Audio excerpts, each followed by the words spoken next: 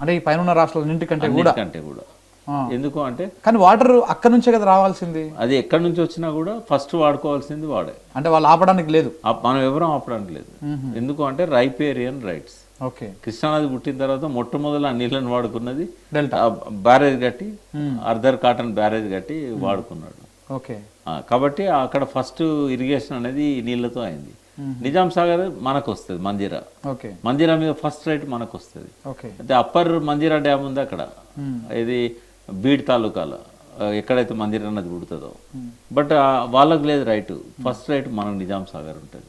కానీ దాన్ని ఎవరు ఫాలో కావట్లేదు. బట్ పేపర్ మీద మాత్రం మనకు ఆ రైట్స్ ఉన్నాయి. Okay, okay. కానీ దుడ్డు ఉన్నది బర్రె అన్నట్టు వాడు ఆల్మట్టి కానీ ఆపుకుంటాడు, వాడు అటు డైవర్ట్ చేస్తాడు. అధికారం ఉన్నప్పుడు ఇట్లా భీమా నదిని ఉజ్జయిన్ డ్యామ్ అంటారు.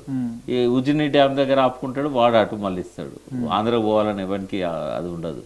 బట్ రైట్స్ అయితే రైపేరియన్ రైట్స్. ఇప్పుడు ఏమైందంటే మనకి ఇప్పుడు ఈ రైపేరియన్ రైట్స్ ని మనం గోదావరికి ఇంప్లిమెంటేషన్ చేస్తే ఏమవుతుందంటే ఇప్పుడు మనకు 968 టీఎంసీల మీద మనకు బచావత్ ట్రిబ్యునల్ ఏమో మొత్తం 1460 టీఎంసీల మీద మన ఆంధ్రప్రదేశ్కి రైట్ ఇచ్చింది, ఉమ్మడి ఆంధ్రప్రదేశ్.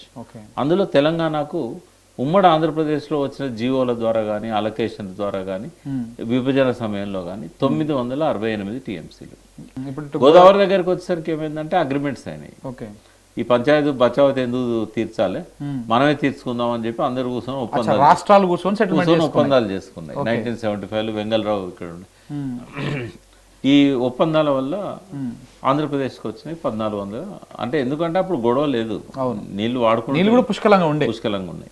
అందుకని ఒప్పందం చేసుకున్నారు. ఎంత వచ్చినాయి ఏపీకి, ఎంత వచ్చినాయి అంటే ఉమ్మడి రాష్ట్రానికి 1460 టీఎంసీ. 1460 టీఎంసీలలో అప్పుడు ఏమైనా తెలంగాణకి ఇన్ని అని ఏమైనా కేటాయించారా, లేకపోతే ప్రాంతాల వారికి ఉండదు, రాష్ట్రాల వారికి లోపల ఇంటర్నల్ గా కూడా? ఇంటర్నల్ గా తర్వాత వచ్చిన ఈ 57 ఏళ్ల సమైక్య రాష్ట్రంలో బచావత్ ట్రిబ్యునల్ ఇచ్చింది 80లో, 79, 80.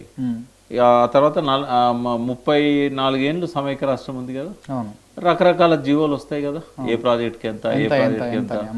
అట్లా మనకు 968 టీఎంసీలు వచ్చినాయి. ఇక దీన్ని డిస్టర్బ్ చేయరు వాళ్ళు. బట్ ఏమవుతుందంటే 968 టీఎంసీలకు సరిపోయే ప్రాజెక్టులు మనం కట్టుకోలే.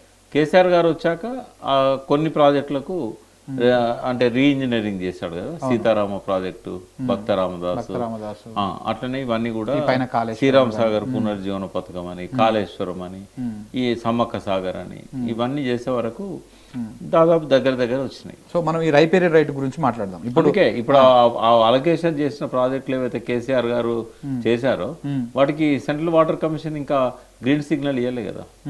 ఇవ్వకముందే వాళ్ళు నీళ్ళని తీసుకుపోయిన అనుకో, ఫస్ట్ రైట్ ఎవరికి వస్తుంది? కిందోళ్ళకి వస్తుంది, ఏపీకి వస్తుంది. అంటే ఇప్పుడు పోలవరంలో అలొకేషన్ లేకపోయినా ఆడ ప్రపోజల్ పెడుతున్నటువంటి ఈ బనకచెర్లకి ఇప్పుడు వాళ్ళకు రైట్ వస్తుంది. బనకచెర్ల లింక్ చేయాలంటే ఓ రిజర్వాయర్ కావాలి వాళ్ళకు. ఎందుకంటే పోలవరం స్టోరేజ్ అనేది అది కేవలం పోలవరం కింద ఉన్న, రాజమండ్రి కింద ఉన్న ఆయకట్టు, ఉభయ గోదావరి జిల్లాలలో ఉన్న 13-14 లక్షల ఆయకట్టు, దానికి 2 పంటలు. అట్లనే అక్కడ నుంచి పుష్కరం, తాటిపూడి కాలువలు, వాటికి ప్యారలల్ గా మళ్ళీ పోలవరం నుంచి కృష్ణా డెల్టా కనెక్ట్ చేసిన కాలువ, డబల్ కాలువలు ఉన్నాయి.